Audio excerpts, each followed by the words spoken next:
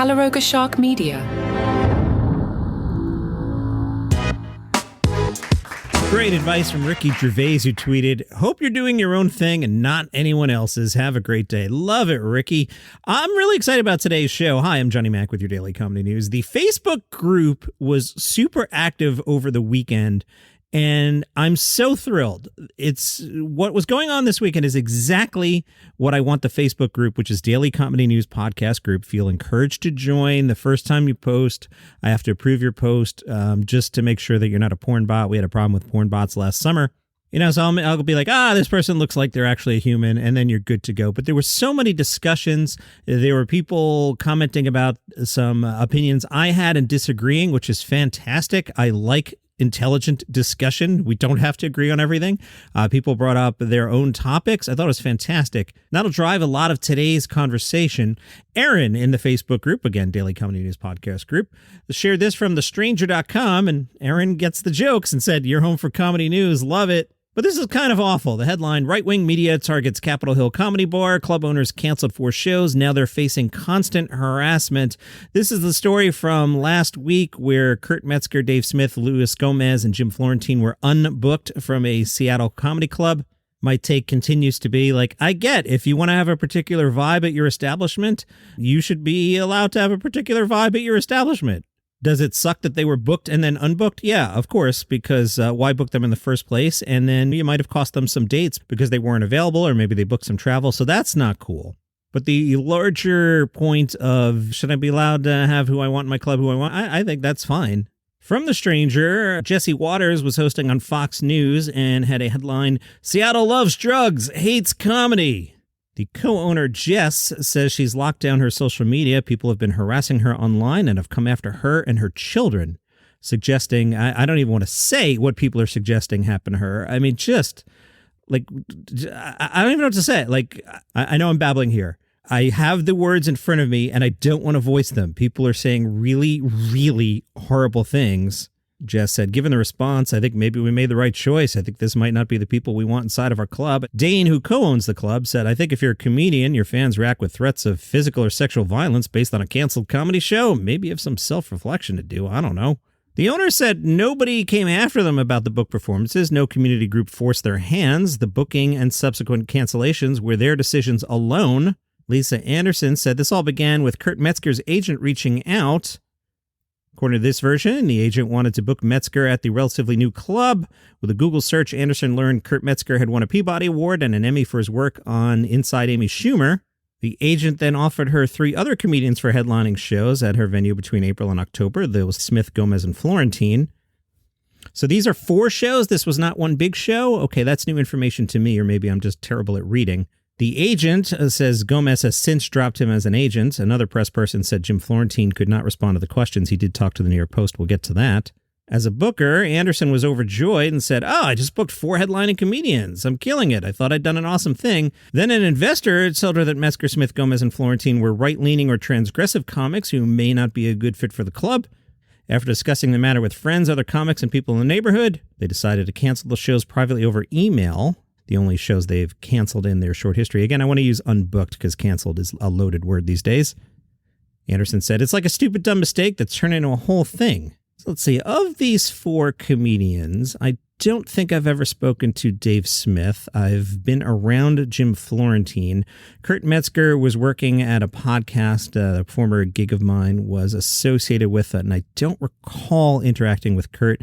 And Luis Gomez and I have had, a few conversations. They were all probably 8-9 years ago. Enjoyed talking to him. I think he's very talented. The Stranger cites a 2021 New Republic article titled "The Comedy Industry Has an Alt-Right Problem." The Stranger writes, Smith and Gomez were repeat guests on the Gavin McInnes show, hosted by the far-right Canadian podcaster who founded the Proud Boys. Johnny Mac wants no part of any of that. They discuss some of the guests on that show. You can read the Stranger article. I don't want to amplify the guests or what their messaging was. The Stranger writes, the article also mentioned that Smith and Gomez left McInnes' Compound Media for a network Gomez co-founded, Gas Digital, where they carried on a tradition of, quote, racism, sexism, homophobia, transphobia, and flirtation with the far right. More recently, a significant portion of Metzger's latest special, 30 Minutes with Kurt Metzger, is dedicated to jokes about trans people and politics. Anderson says, it doesn't mean censorship. You can say it. You just can't say it here. Metzger, in a radio interview with Jason Rantz from 770 KTTH, Metzger is quoted as saying, anyone who caves to this nonsense, they don't deserve anything but mockery, some hilarious mockery, and it's important that we do it. If you saw Inglourious Basterds at the end, Commando Brad Pitt carves a swastika into Christopher Waltz's forehead, marking him as a Nazi for life. That stupid woke nonsense is dying. It's dying now. And what's going to happen is all the cancel pigs that are engaging with that are going to blend back into society. Gomez, on his podcast, said he thought the club was stupid for booking him and then unbooking him, and so was his agent for booking him at a super woke progressive venue that the entire lineup is blue-haired effing freaks. He wasn't planning to address any of it until Metzger posted on Twitter. Gomez, quoted as saying, there's plenty of places that won't book me because I'm an effing jerk face, clean that up a little, who says crappy things on the internet. That's the right of any business, the same way I don't have to put anyone on my podcast that I don't want to, or anybody on the comedy festival Skankfest that I don't want to if they don't represent the band or the effing core values you want to call it. It's just their right. They didn't make a big stink. They didn't effing publicly say these guys are pieces of crap. That email is pretty effing respectful overall. Sounds like Gomez and I are aligned on this whole thing. If Skankfest doesn't want to have, I don't know, Patton Oswalt, great. Don't have him. Florentine has since booked shows at the Tacoma Comedy Club to replace the Comedy Bar dates. So I think that's a fair point that maybe these guys tied up dates and or booked travel that they couldn't get their money back on. So that's kind of a lousy thing about unbooking them. So I get that. Co-owner Dane says, these guys may come and sell at the club for a weekend, but then we have to be here forever as a private business. Everyone that performs on our stage is there at our pleasure. To characterize this as censorship is inflammatory and incorrect. There's a big difference between saying a book should be banned and saying, I prefer not to have that book in my home. Again, I think that's all reasonable.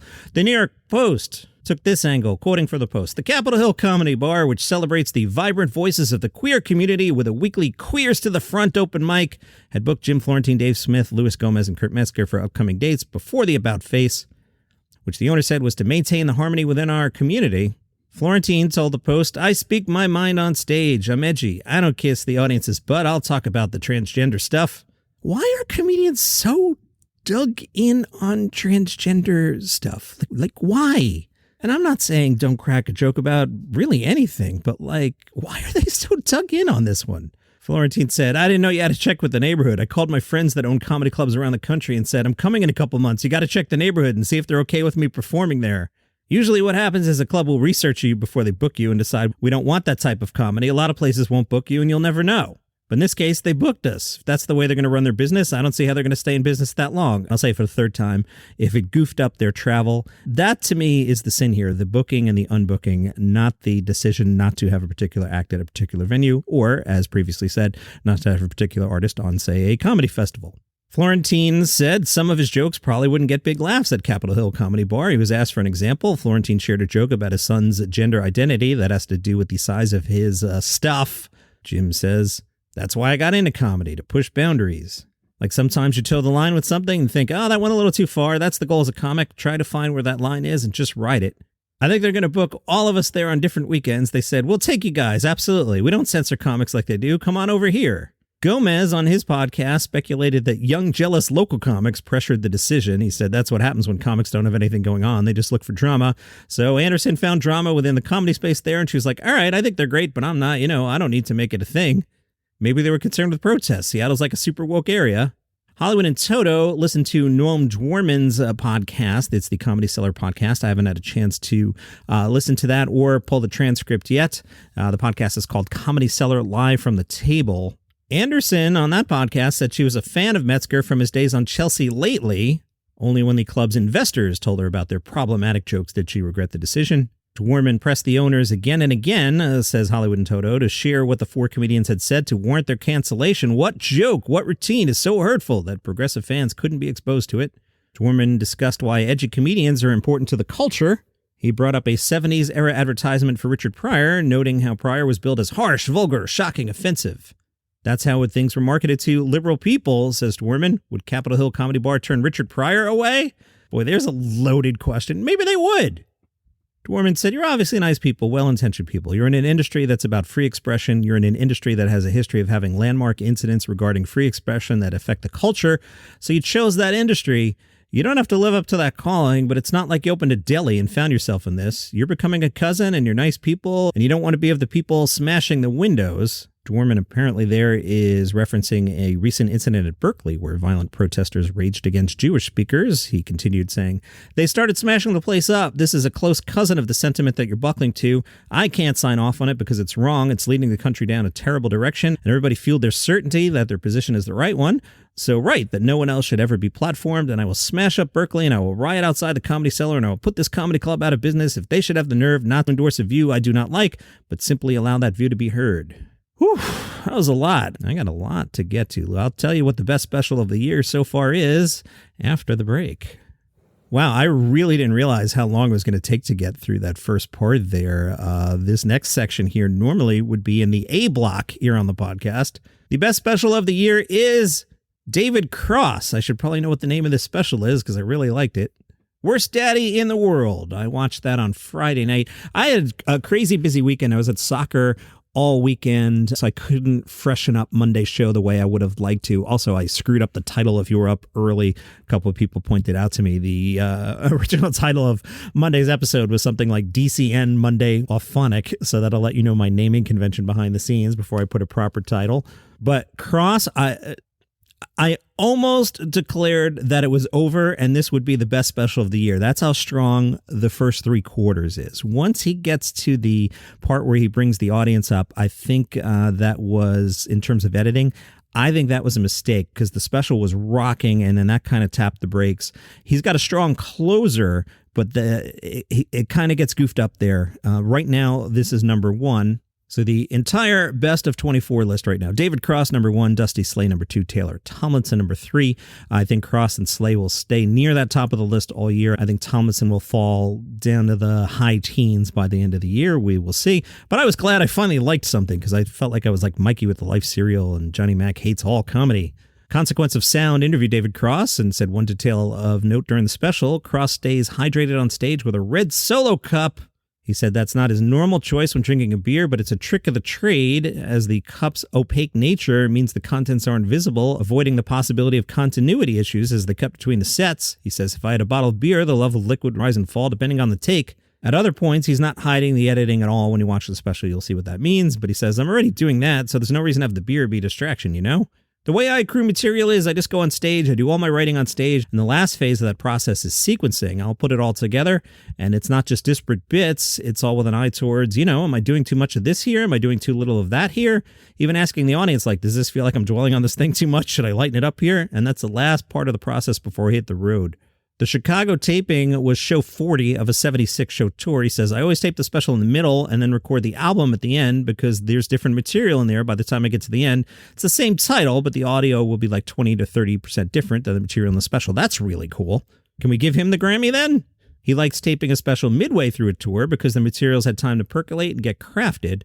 Some material was relatively new. The Ron DeSantis chunk, he said, he'd only done like 8 or 9 times before the special. But the album will be more polished because now the material is a little tighter and he found more jokes within it, so it's a more realized bit. Very, very cool. All right, let's see what's in the Facebook group because there were so many good comments. Again, feel encouraged to join us, Daily Comedy News Podcast Group. I'm just going to go in chronological order here. Dylan posted, excited to see some shows next month. We have tickets to see Brian Callen, Nate Bargatze, Brad Williams, and Shane Gillis. That's great. We don't talk about Brad enough on the show. And Shane, I think Shane is so much fun. And like I said last week, I don't think there actually is a controversy. Dylan also pointed out Soder and Gillis on We Might Be Drunk came out on Monday. I just downloaded that. Looking forward to that.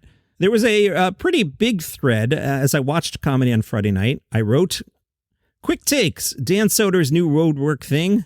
Nothing wrong with it, but skippable.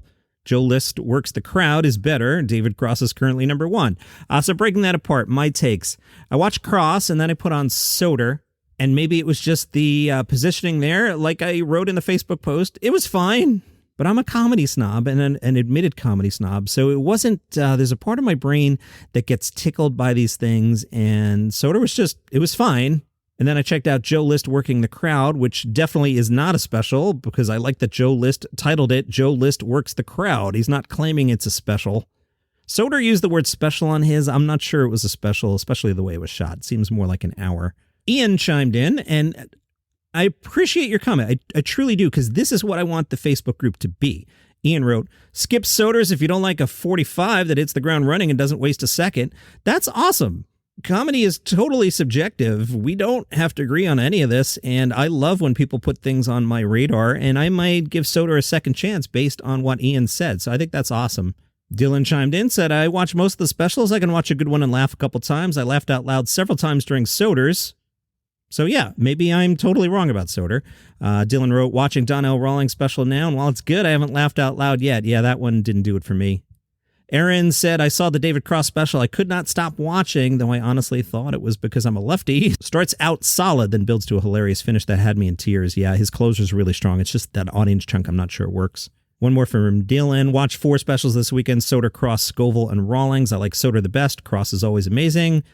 But the first half hour of his was a bit slow, and he finished really strong. I saw Cros and Patton Oswalt together in 2002 or so, and he was so great back then that no matter how good his stuff is now, it's not on that level. Scoville was fine, but it started slow. I love Donnell Rawlings, but his special was a B- at best. Not bad, but not great.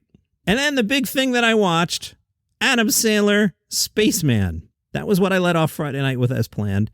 I was like 5 minutes into it, and I was like, oh man, almost invoked the name of a deity there. Sandler is doing an accent sometimes.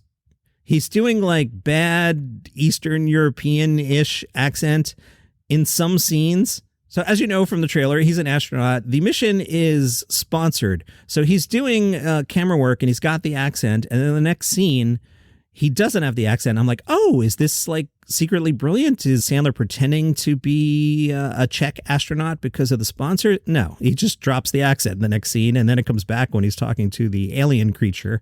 I was also eye-rolling really early in the film. Adam Sandler's daughter has a role because she was the best actress for the role, of course.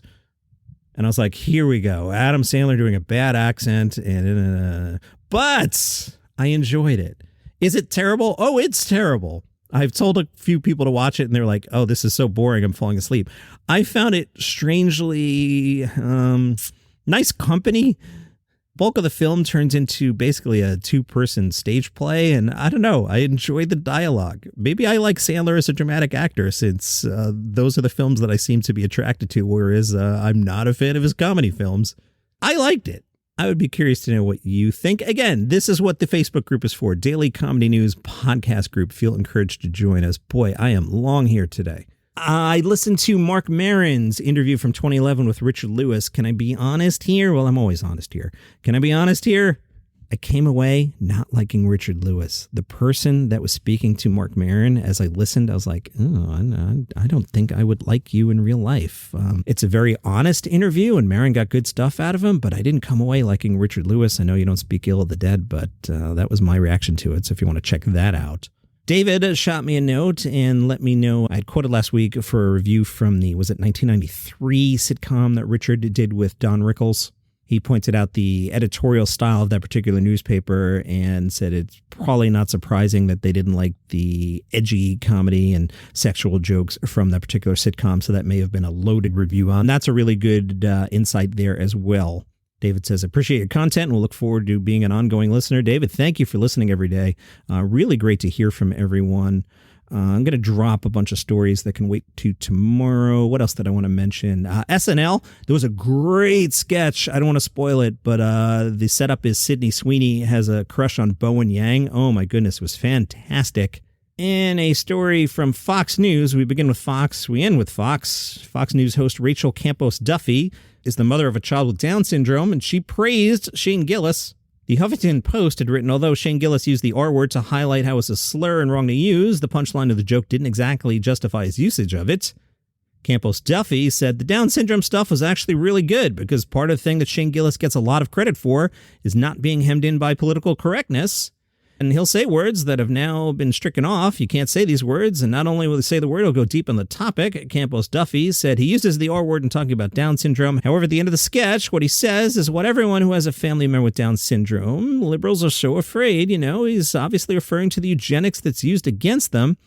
And he says the funny thing is that they turn out to be the best person in the family, which is totally true. You guys have met Valentino. He's like the happiest person in our family. I actually really loved it because I think ultimately it was a very pro-life message and a really great message about what we're doing to people with Down syndrome through abortion and through eugenics. And that is today's Daily Comedy News. Again, Facebook group, Daily Comedy News podcast group. Chime in. Love to hear from you guys. All right, I really liked today's episode. I hope you liked it. I know it wasn't as newsy as usual, but hopefully it was a good discussion around the comedy industry. See you tomorrow.